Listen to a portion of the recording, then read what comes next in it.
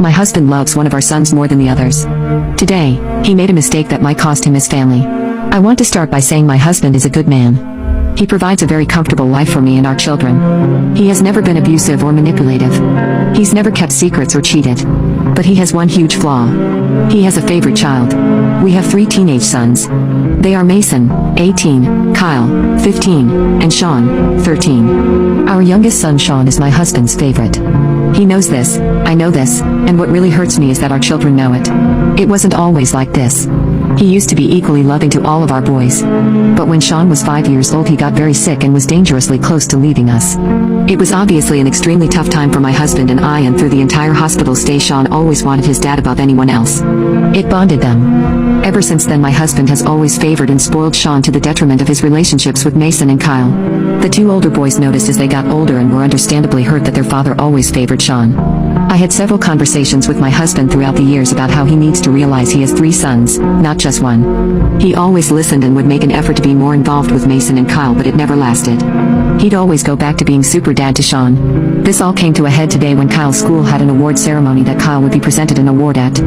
This is of course a virtual event as COVID is still an issue and the boys are doing online distance learning. Essentially the event was just a large group video call where the kids would be recognized for their academic achievements, and there was a raffle for several prizes. Kyle was excited because one of the prizes was a game system he wanted. Parents were invited to join in on their own computer to get an extra entry for raffle prizes on behalf of their children. I wasn't going to be able to make it as I had work, but I told my husband to just drop in and watch them read Kyle's name and stick around so Kyle could have just a slightly better chance at getting the prize he wanted. Again, this was a virtual event. All he had to do was go to the website and sit there for less than half an hour. School events like this, even pre-COVID, were always more my thing. My husband almost never went to these things as he was usually working, but of course there was a higher chance of him showing up for one of Sean's events. But he's working mostly from home and he wasn't even going to be on the clock at the time of this event. He said he'd do it. On the day of the event I reminded him before I left for work to make sure he showed up. I sent him the invite link again while I was at work just to be sure he had it, and he assured me he'd be there. Well, the event came and went. Kyle was in his room on his own laptop for the event and my husband never joined the group call. I was busy at work so I couldn't message him back until almost an hour after the event ended. I asked how it went. He said he was trying to join but the link didn't work. I asked what did he mean he was trying to join now when the event was an hour ago. He replied, "Oh, I thought you said it was now, I saw red." He missed the event because he got the time wrong. After I told him several times what time and exactly how to join, all he had to do was click the link at the right time. I was furious, but I wanted to wait until I got home to talk to him. So I get home and see our oldest son Mason's car in our driveway. He does not live with us anymore. He is in college and has his own apartment. I walk inside and Sean is in the living room looking upset. I ask him what's wrong and he says the other boys are arguing with Dad. I asked what happened and he said he doesn't know, just that Kyle got really mad and called Mason when he told Kyle that he and my husband went to get frozen yogurt earlier.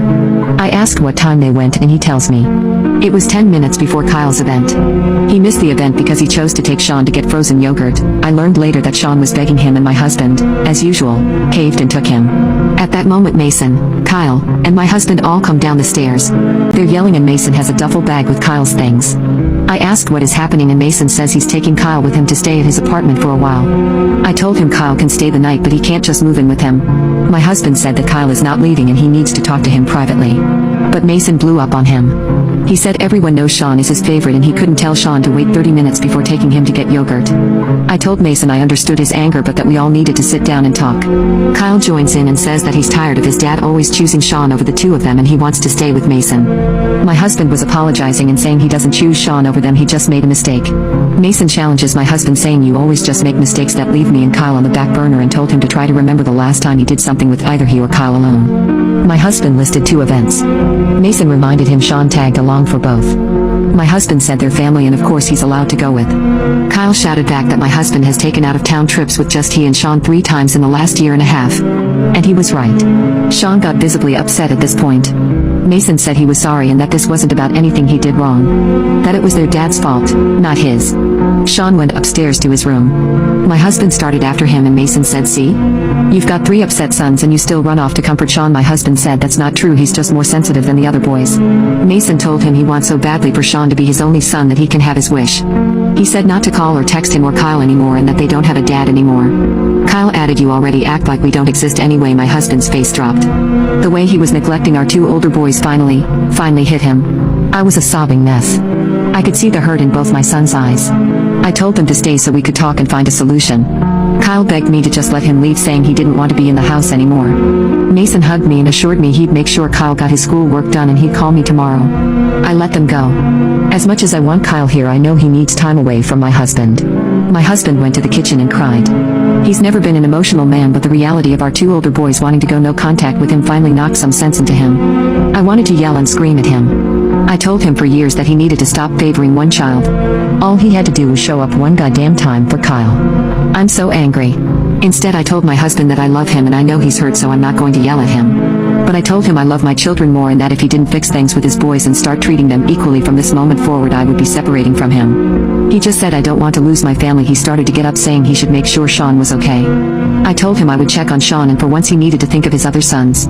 I admit I was passive-aggressive, but my blood was boiling and I was trying my best not to tear my husband down any more than my son's parting words had.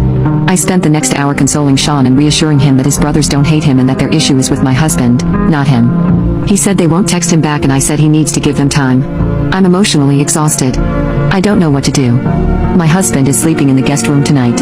We've never not slept in the same bed unless one of us is out of town for one reason or another. Is it worth separating from my husband over if he doesn't fix it? This is the only big issue we've ever had in our marriage, but he broke my children's hearts, and even if we do stay together, I don't know if I can ever forgive him for that.